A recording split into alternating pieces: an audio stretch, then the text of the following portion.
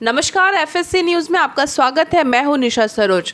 Prevention of money laundering act यानी हेलो को लेकर जो ईडी की शक्तियां हैं उन पर अब नकेल कसने की तैयारी चल रही है।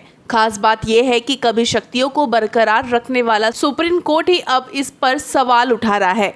विपक्ष एकजुट होकर अपने नेताओं पर कार्रवाई करने के आरोप ईडी पर लगातार लगाता रहा है, लेकिन अब सवाल उठाने वाला देश की सबसे बड़ी अदालत है। सुप्रीम कोर्ट ने तय किया है कि वो पीएमएलए प्रावधानों की समीक्षा करेंगे। सुप्रीम कोर्ट ने केंद्र की मांग भी ठुकरा दी है। फिलहाल सुनवाई न करने की मांग ठुकराई है। सुप्रीम कोर्ट ने कहा है कि पीएमएलए प्रावधानों की जांच राष्ट्रीय हित में हो सकती है। हम पीएमएलए प्रावधानों के तहत ईडी की शक्तियों पर सुप्रीम कोर्ट के फैसले के खिलाफ दाखिल याचिकाओं पर सुनवाई करेंगे। सुनवाई 22 नवंबर को होगी। दरअसल 27 जुलाई 2022 को सुप्रीम कोर्ट ने पीएमएलए के तहत ईडी की ओर से की गई गिरफ्तारी, जब्ती, कुर्की और जांच की प्रक्रिया को बरकरार रखा था, लेकिन इसके तुरंत बाद सवाल उठने लगे। 24 अगस्त 2022 को सुप्रीम कोर्ट खुली अदालत में सुनवाई को तैयार भी हो गई।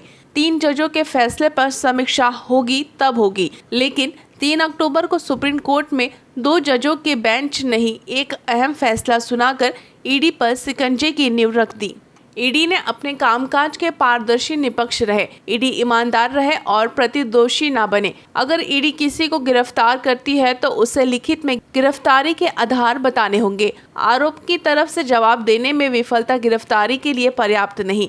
एजेंसी को विश्वास करने का कारण ढूंढना होगा कि आरोपी पीएमएलए के तहत अपराध का दोषी है। संबंध के जवाब में सिर्फ ऐसा ही योग करना है कि किसी को गिरफ्तार करने के लिए पर्याप्त नहीं होगा।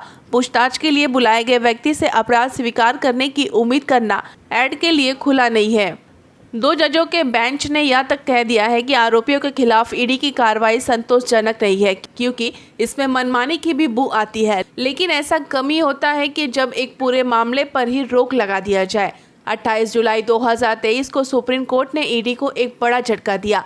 छत्तीसगढ़ में करीब 2000 करोड़ रुपए के कथित शराब घोटाले की पूरी जांच पर रोक लगा दी गई। सुप्रीम कोर्ट ने ईडी से कहा कि इस मामले में फिलहाल वो अपने हाथ बांध कर रखे, किसी भी सरकारी अफसर के खिलाफ कोई कार्रवाई ना हो। दरअसल छत्तीसगढ़ सरकार ने आरोप लगाया था कि ईडी सरकार अफसरों पर दबाव बना रही है।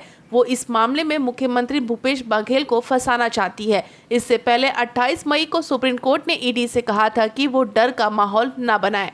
भारत का संविधान 26 जनवरी 1950 को लागू हुआ, लेकिन इसका कुछ महीने बाद भूमि बंदोबस्ती अधिनियम 1950 के दौरान एक संवैधानिक सवाल खड़ा हो गया।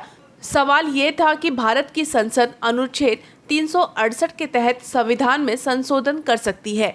1951 में संविधान को लेकर पहला फैसला आया, जिसमें शंकरी प्रसाद सिंह बनाम भारत संघ मामले में 5 जजों की संविधान पीठ ने यह फैसला सुनाया कि भारतीय संसद के पास अनुच्छेद 368 के तहत मौलिक अधिकारों समेत संविधान में संशोधित की शक्ति है। सज्जन सिंह बनाम राजस्थान राज्य में 5 जजों की पीठ ने इस फैसले की पुष्टि की है, लेकिन इस बार 2 जजों ने अल्पमत में अपनी असहमति भी जताई है। ये तो शुरुआत भर थी, लेकिन इसके बाद जो कुछ हुआ वह देश के मौलिक अधिकारों को लेकर मील पर पत्थर साबित हुआ।